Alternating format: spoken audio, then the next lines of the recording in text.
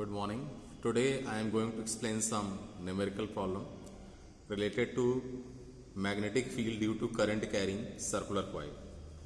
तो इसमें जैसे फर्स्ट क्वेश्चन है कि ये हमारे पास इस टाइप से सर्कुलर कॉइल्स हैं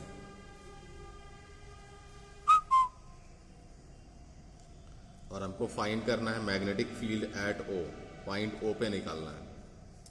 तो पहले जो रेडियस है इसका, पहले वाले का R1 है और जो बाहर वाला है इसका रेडियस है R2, ऐसे हमने ले लिया।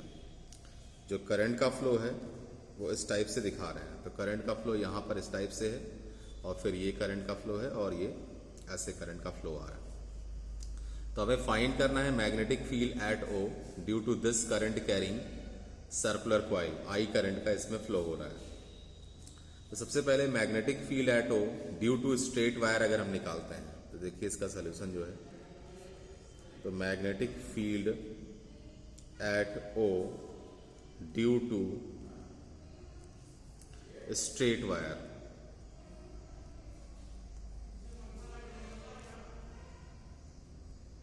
तो magnetic field at O due to straight wire अगर हम फाइंड करेंगे तो उसकी जो वैल्यू आएगी B इज इक्वल टू 0 होगा। तो 0 इसलिए है क्योंकि यहां पर जो हमारे पास DL वेक्टर है और R वेक्टर है, it is parallel to each other. अगर इसको हम ज्वाइन करें तो पॉइंट O के लिए R वेक्टर और DL वेक्टर दोनों पैरेलल हैं, तो साइन 0 0 डिग्री होता है। तो उस केस में स्ट्रेट वायर से magnetic field at O it will be 0। तो B की वैल्यू यहाँ 0 आएगी because of the straight wire. Reason इसका है DL vector parallel to R vector. तो ये कंडीशन यहाँ पर आती है। अब हम फाइंड करेंगे magnetic field due to inner circular wire, inner semi circular wire और due to outer semi circular wire. तो पहले हम फाइंड करते हैं इनर वाले से। तो magnetic field due to inner semi circular wire,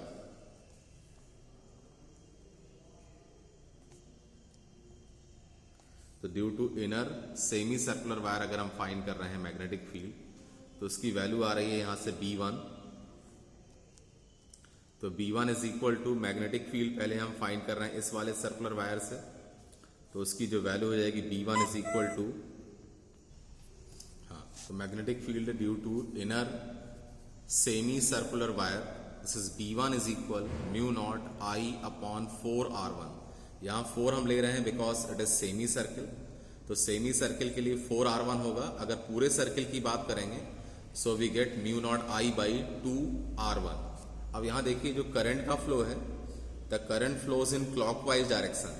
तो अगर क्लॉकवाइज डायरेक्शन में करंट है तो उस केस में magnetic field due to inner semi circular wire at O will be perpendicular inward. तो ये परपेंडिकुलर इनवर्ड आ रहा है। B1 is equal to mu not I by 4R1। इसी टाइप से हम फाइंड करेंगे आउटर वाले के लिए। तो यहां पर जो करंट का फ्लो है it is in anti clockwise direction. तो इससे जो मैग्नेटिक फील्ड की डायरेक्शन होगी it will be perpendicular outward. तो आउटर वाले से जो मैग्नेटिक फील्ड की वैल्यू है B2 is equal to mu not I upon 4R2, it will be perpendicular outward. Equation number second.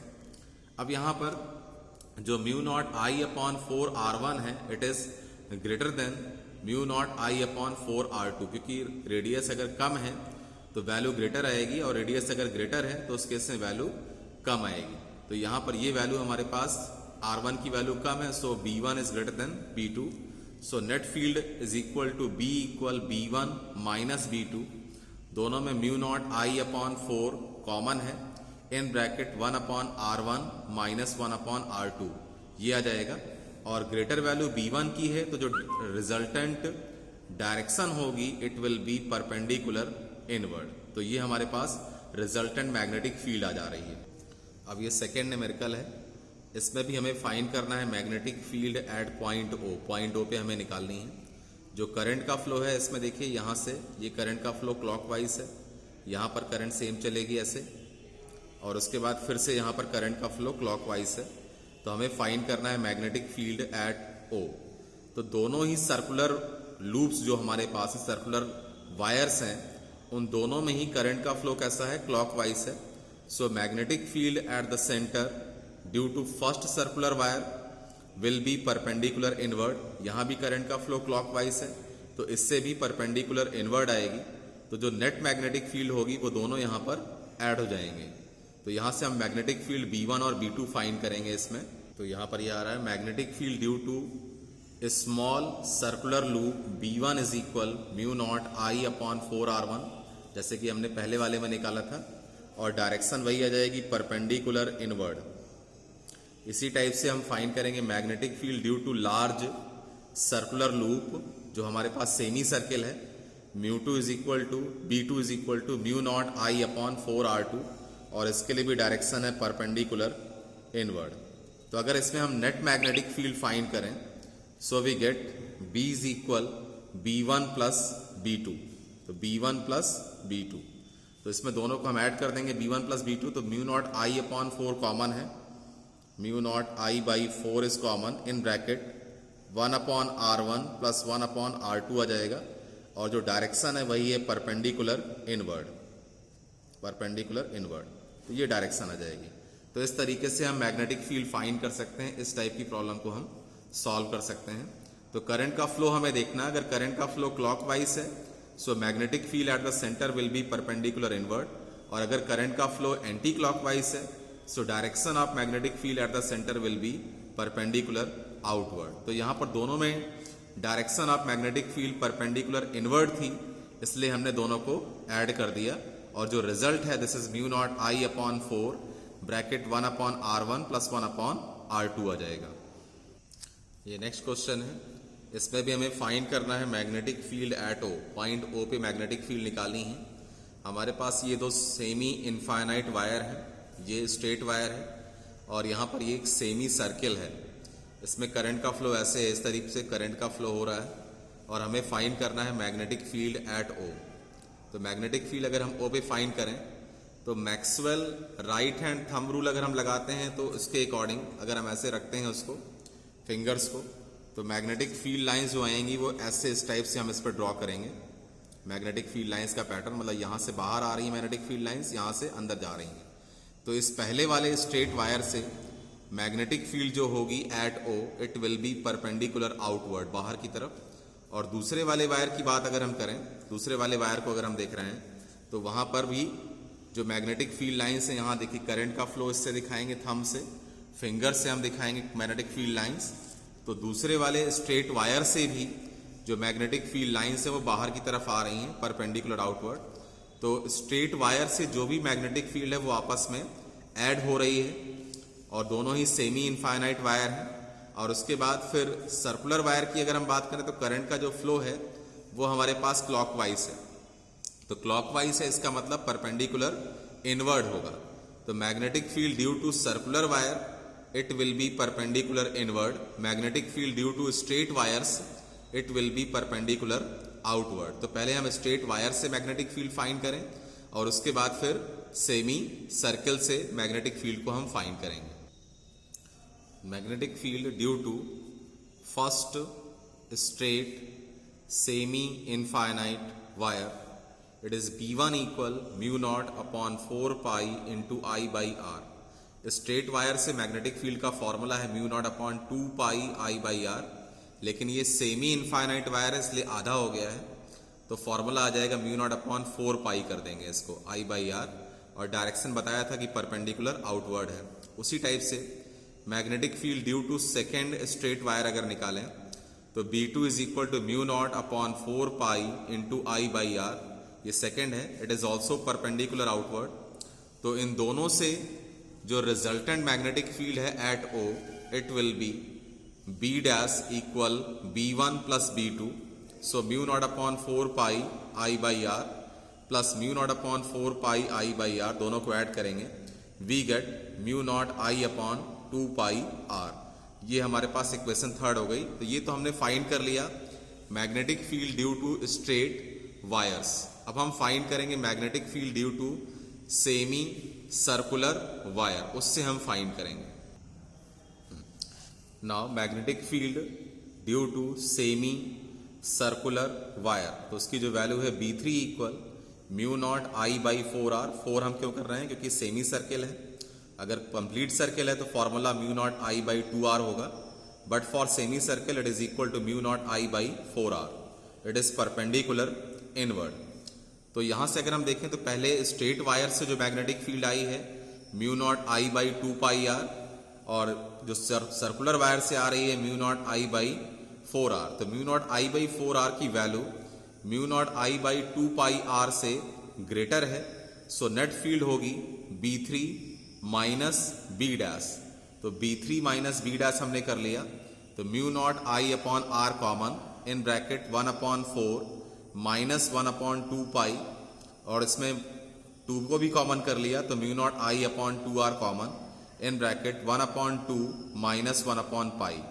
तो ग्रेटर B3 था, तो जो रिजल्टेंट डायरेक्शन होगी it will be perpendicular inward. तो इस तरीके से हम मैग्नेटिक फील्ड की वैल्यू को फाइंड कर सकते हैं यहाँ पर. नेक्स्ट प्रॉब्लम है, इसमें भी हमें फाइंड करना है मैग्नेटिक फील्ड एट O. तो यहाँ पर हमारे पास एक ये स्ट्रेट वायर है इनफाइनाइट लेंथ का, और एक ये सर्किल है उसी से ज्वाइंट करके बनाया हुआ. वायर को ऐसे ट्विस्ट करके घुमा के हम यहाँ से ले गए हैं. तो फाइंड करनी है magnetic field at O due to straight wire and due to circular wire. तो दोनों सर्कुलर वायर और स्ट्रेट वायर से कितना मैग्नेटिक फील्ड है वो हमें फाइंड करना है एट पॉइंट O.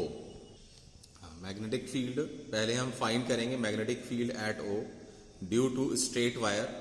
तो स्ट्रेट इनफाइनाइट लेंथ वायर से जो मैग्नेटिक फील्ड आएगी B1 equal mu naught upon 2 pi into I by R, और जो डायरेक्शन है इसकी it will be perpendicular outward. कैसे निकाल रहे हैं, Maxwell right hand thumb rule लगा देंगे. तो ये करंट का फ्लो दिखा रहे हैं थंब से, इनक्लोज्ड फिंगर्स दिखाएंगी मैग्नेटिक फील्ड लाइंस, का मतलब इसे अंदर से बाहर की तरफ आ रही हैं.